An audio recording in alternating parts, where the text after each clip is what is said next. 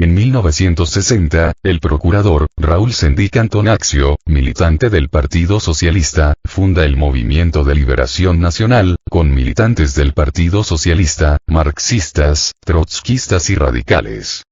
A solicitud del ingeniero Jorge Manera Lluveras, el Partido Comunista Uruguayo forma su grupo terrorista, basado en las tácticas empleadas en Cuba y las empleadas en Argelia por el terrorista Ernesto Che Guevara, ejecutor de cientos de civiles cubanos, cuando ocupaba cargo en dicho país. Eleuterio Fernández Huidobro forma el MAC. Gerardo Gatti forma el FEU. Y Rubén Avillat forma un grupo con independientes. Grupos terroristas que operaron contra Uruguay. Como grupos autóctonos actuaron. 1. La banda terrorista, Movimiento de Liberación Nacional, Tupamaros.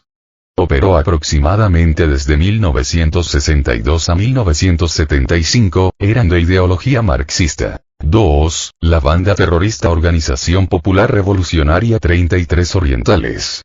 Operó aproximadamente, desde 1968 a 1973, eran de ideología anarquista. 3. Grupos de Acción Unificadora. Operaron aproximadamente, desde 1968 a 1977. Eran de ideología marxista, se mimetizaban con la actividad sindical. 4. Banda terrorista, Frente Revolucionario de los Trabajadores. Operaron aproximadamente, desde 1970 a 1976. Eran de ideología marxista-leninista.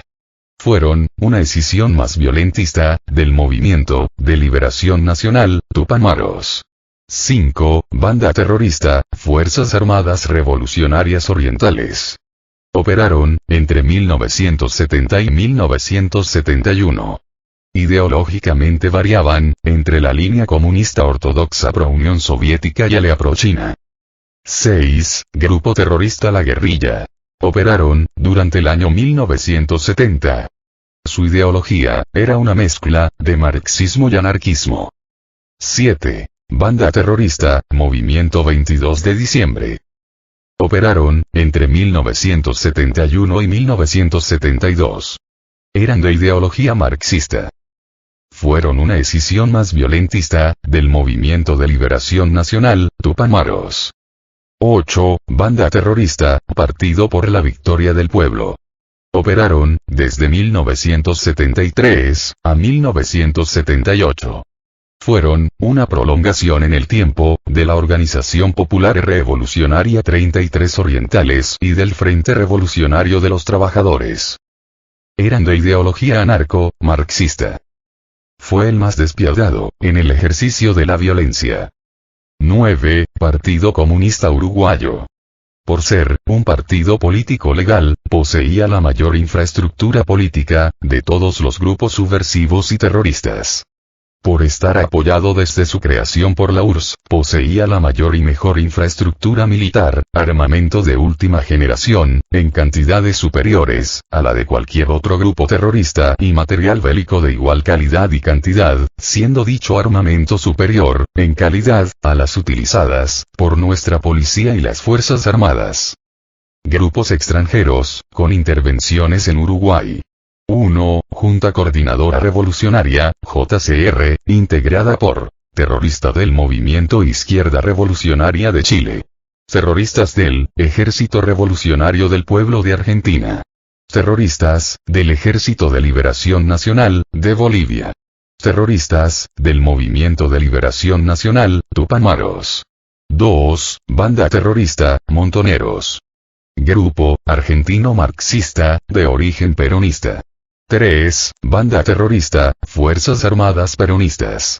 Grupo argentino marxista, de origen peronista. Etapas de actuación, de grupos terroristas, uruguayos. En el año 1962, surge, la primera organización terrorista, Movimiento de Liberación Nacional. En el año 1963, continúa el reclutamiento, de terroristas. En el año 1964, nace, el Ejército del Partido Comunista Uruguayo, Propaganda. Año 1965, sigue, la organización de la banda terrorista, Movimiento, de Liberación Nacional, Tupamaros con finanzas y petrechamiento. Año 1968, surge la banda terrorista, Organización Popular Revolucionaria, 33 Orientales. Año 1969, el Movimiento de Liberación Nacional, Tupamaros y Organización Popular Revolucionaria, 33 Orientales, continúan el reclutamiento, organización, propaganda y aumentando, el apoyo logístico del exterior, de Rusia y Cuba. En el año 1970, surge, el grupo terrorista, Frente Revolucionario, de los Trabajadores.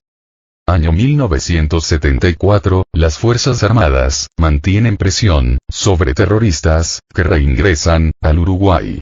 En el año 1975, los terroristas en Uruguay, realizan operaciones terroristas, limitadas. Varios terroristas con captura, fugan, a Cuba, Argentina, o Europa.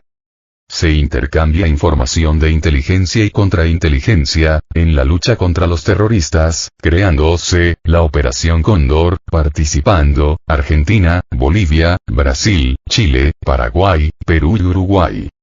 En enero de 1976, la única banda terrorista operativa, es el Partido, por la Victoria del Pueblo, en Argentina y en Uruguay. La banda terrorista, es neutralizada, por las Fuerzas Armadas, de Argentina. La banda terrorista, tenía planeado atentar con explosivos, contra un hotel y un club nocturno, de la zona balnearia de Punta del Este, contra el puerto de Montevideo y el asesinato de un militar uruguayo, de jerarquía y de toda la familia por haber dado información a Argentina, de la ubicación de terroristas uruguayos, que están residiendo en el mismo clandestinamente y con captura uruguaya. El grupo terrorista además, tenían un plan para asesinar a más de 20 personas y ejecutar al embajador uruguayo, en Brasil. En el año 1963, los comunistas se deciden alistar su brazo armado y envían militantes a Rusia, entre ellos, a Néstor Leites, para educarles militarmente, lo que continuará durante años, mientras los restantes grupos terroristas, realizan prácticas a lo largo, del río Olimar.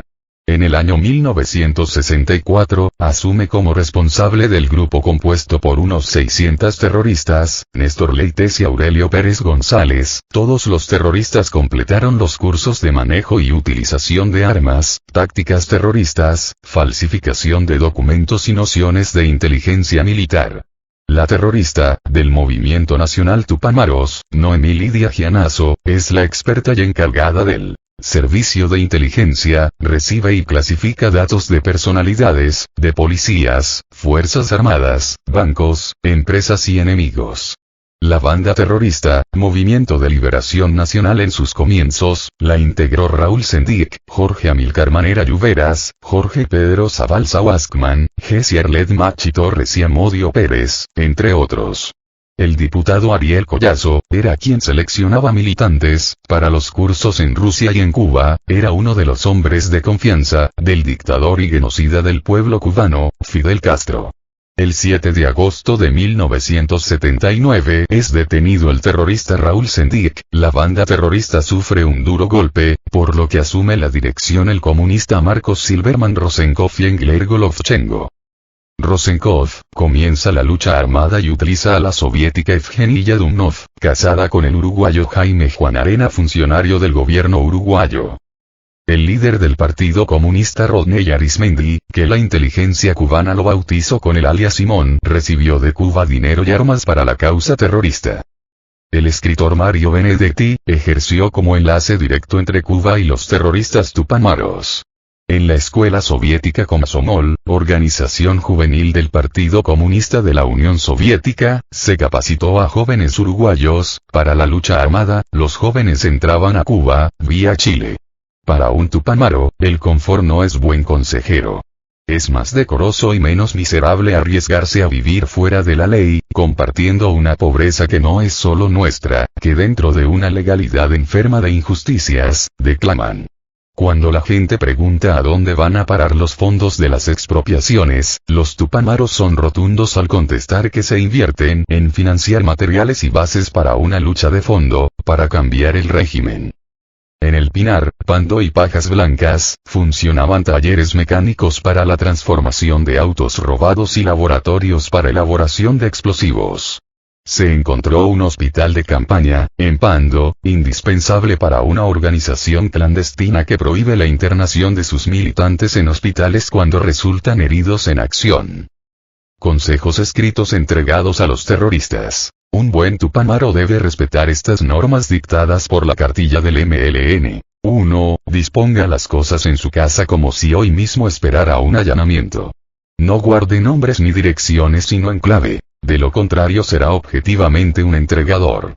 2. Si aún no está fichado por las fuerzas represivas, se abstendrá de realizar cualquier militancia pública que permita ese fichaje.